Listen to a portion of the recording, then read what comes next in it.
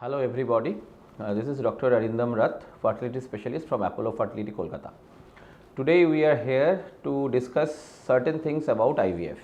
IVF, we all know that it's an in vitro fertilizations where the gametes, the egg and the sperm will be fertilized outside the woman's womb, and then after culture for 4 to 5 days, then it will be pushed into the uterine cavity. Now there may be various reasons or the indications for which a patient or the couple will be compelled to go for IVF. So now first we consider the female causes for which a couple should go for a IVF. The first and the foremost for which a woman should go for IVF is basically a tubal factor.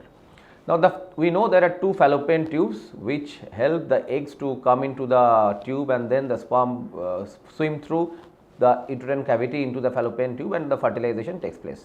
If there is any reason for which the tubes are blocked, there can be various reasons like tuberculosis, infections, there can be obstructions or something like that, or then previous surgeries, previous ligations or previous any other damage to the fallopian tube.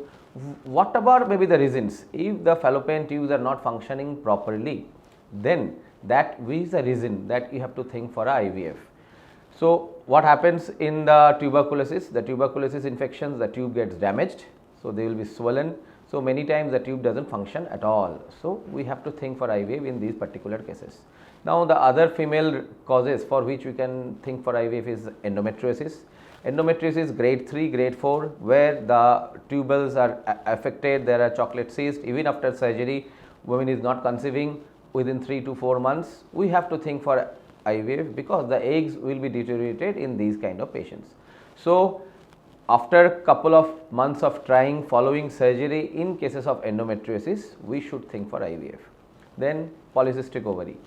Polycystic ovary which is not responding following laparoscopy or following gonadotropic stimulations, they are not conceiving with IUI or not able to do a follicular stimulations following injections also. We have to consider IVF because there will be a proper stimulation for these kind of patients and we can get a better oocyte and then the fertilization can be taken place outside the womb. Advanced age factor, when women, obviously today's generations, many of the women will be getting married late because of the work, the lifestyle factors, they will not be able to conceive. So once they are higher age group like 50, 35, 34, 36, 37, so there will be not enough time for them to try for naturally, and even after trying they don't conceive. So advanced age is another reason that we should think for going for a fast fertilization outside and then think for a IVF. Unexplained infertility, when the couples are trying for many of the years, still they are not conceiving.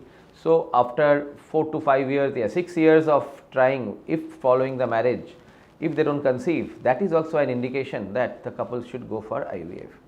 Now some of the cases we see that the woman has undergone a menopause, or there is a chances of condition called premature ovarian failure, when the woman has lost all her eggs. So in these cases also we can go with an IVF with a donor eggs. So in the another woman who is fertile, she is above 30 years of age, they can donate their eggs, and at the same time the woman's husband can fertilize with these eggs and produce the embryos, which we can again put it inside the uterine cavity through the IVF. Now coming to the male factors. So the male factors, there are many of the cases we now see the male infertility which is rising very much. So this term called oligospermia, where the sperm count is very poor, the motility is very poor, in the morphology is also poor. So in these cases where we should think for IVF because IUI or the other factors, other treatment modalities will not help these patients at all. Then the condition called azoospermia, there is complete absence of sperm. In some of the time that we see that the sperm which is not coming out, that can be produced inside, or it can be due to a blockage or something, the sperm can be there inside. So in these cases what we do, that we do a PISA or TISA, then surgical sperm retrieval, then take out the sperm outside, and in the lab at the same time we take out the eggs from the woman and then do a TISA ICSI. So that is the male conditions where we can do the IVF. Then some of the times ICSI we do previous fertilization failures where the IVF has not given a proper result, we can go for the ICSI in those kind of patients. Then previous abnormal baby or chromosomal abnormalities, we can go for PGS or PGD. So there this will be a IVF which will be done, and then we see the selective chromosomes which are causing the problem, or maybe the thalassemia trait, these kind of patients. We should go for IVF and then take out the embryos which are biologically good embryos and viable embryos, apart from the aneuploid embryos, discarding those, and then implant the good embryos inside the uterine cavity. So, even in cases of sometimes fertility preservations, when there is a chemotherapy, the chances of that the patient, the woman will be undergoing chemotherapy, or the male will be undergoing chemotherapy.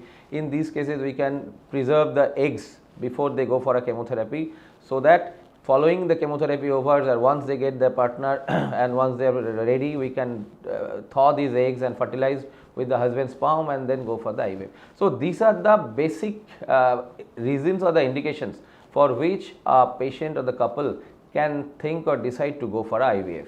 Thank you.